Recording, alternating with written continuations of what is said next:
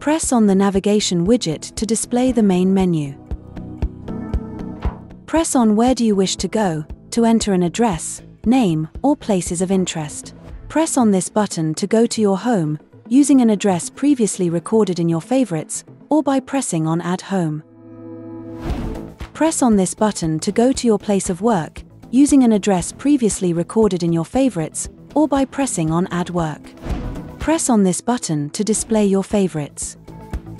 To delete an address, press on the Delete button on the side menu, and then Delete. Press on this button to display your recent destinations. Press on the side menu, then Favorites, to add a destination to your favorites. Press on this button to display the nearest charging stations. After having selected your destination, press on Route to open another menu, and carry out various actions on the planned route. Press on this button to display the 3D, 2D map mode. Toggle this button to change between Unmuted, Alerts Only, and Muted.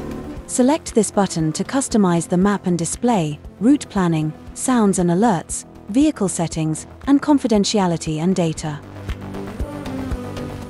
You can zoom in or zoom out on the screen using two fingers or by pressing on the plus or minus buttons.